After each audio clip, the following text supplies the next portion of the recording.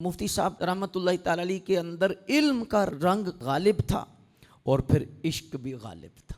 صرف علم ہو تو یہ دہریت کی طرف لے کے جاتا ہے، اور صرف محبت عشق ہو تو یہ غلو کی طرف لے کے جاتا ہے۔ علم کے گھوڑے پہ بندہ بیٹھا ہو اور عشق کی لگام ہو، عشق کی لگام کے بغیر علم کا گھوڑا نہیں قابو میں آتا۔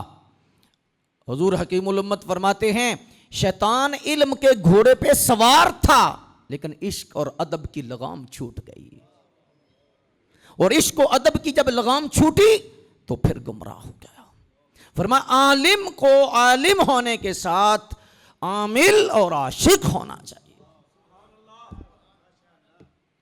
فرمایا عالمانہ رنگ فقیہانہ رنگ بھی ہو اور صوفیانہ طرز بھی ہو، تصوف کے ساتھ بھی جڑا ہو، علم کے ساتھ بھی اس کا سینہ منور ہو، تو فرمایا اس کے قرب میں بیٹھنے والے لوگوں کو اللہ بہت فیضان عطا فرماتا ہے۔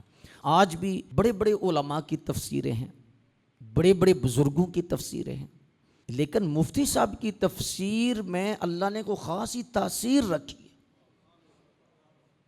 آسانی، اور پھر آپ کا جو انداز ہے بہت خوبصورت انداز ہے۔ جہاں حضور کی شان بیان ہو رہی ہے پھر مفتی صاحب کا قلم مچل گیا ہے۔